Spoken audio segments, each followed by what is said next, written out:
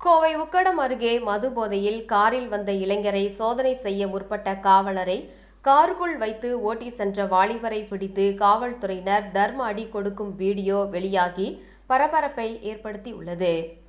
Kovai Ukkadam Vincent சாலையில் கடந்த 25ஆம் தேதி உக்கடம் காவல் நிலைய சட்டம் ஒழுங்கு பிரிவு போலீசார் வழக்கமான வாகன தணிக்கையில் ஈடுபட்டிருந்தனர்.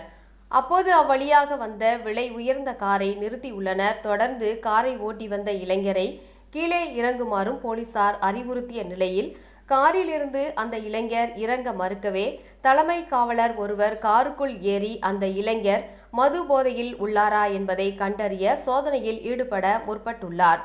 அப்போது திடீர் என காரை அந்த இளைஞர் வேகமாக ஓட்டவே அங்கு வாகன தணிக்கையில் ஈடுபட்டிருந்த மற்ற காவலர்களும் அந்த காரை துரத்தி சென்றனர். இதனிடையே காருக்குள் ஏறி சோதனையிட முற்பட்டு காருக்குள் சிக்கிய தலைமை காவலர் தனது காலால் அந்த காரை நிறுத்திய வேளையில் காரை துரத்தி வந்த போலீசாரும் அங்கு வந்து காருக்குள் இருந்த தலைமை காவலரை பத்திரமாக இறக்கியதுடன் அந்த இளைஞரையும் பிடித்தனர். அப்போது காவலர்கள் அந்த இளைஞரை லத்தியால் அடித்து தங்களது பாணியில் விசாரித்துள்ளனர். இதைத் தொடர்ந்து அந்த இளைஞரை காவல் நிலையம் அழைத்து சென்று விசாரித்ததில் இளைஞர் மது அருந்தியதன் காரணமாகவே காவல்துறையினரின் சோதனைக்கு பயந்து காரை வேகமாக ஓட்டியது தெரிய வந்தது. தொடர்ந்து அந்த இளைஞரும் காவல்துறையினரிடம் மன்னிப்பு கேட்டதால் அந்த இளைஞருக்கு மது போதையில் வாகனம் ஓட்டியதற்கான அபராதத்தை விதித்த காவல்துறையினர் அவருக்கு அறிவுரை வழங்கி அவரை அனுப்பி வைத்துள்ளனர். இந்த நிலையில் காவல்துறையினர் அந்த இளைஞரை லத்தியால் தாக்கும் வீடியோ தற்போது வெளியாகி பரபரப்பை ஏற்படுத்தியுள்ளது.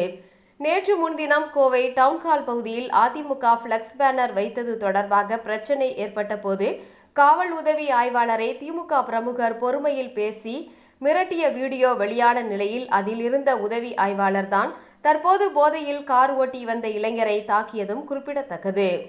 மேலும் அந்த வீடியோ வெளியானதற்கு பழிக்கு பழி வாங்கும் விதத்தில் தற்போது இந்த வீடியோ வெளியிடப்பட்டுள்ளதாகவும் காவல்துறையினர் தெரிவித்துள்ளனர்.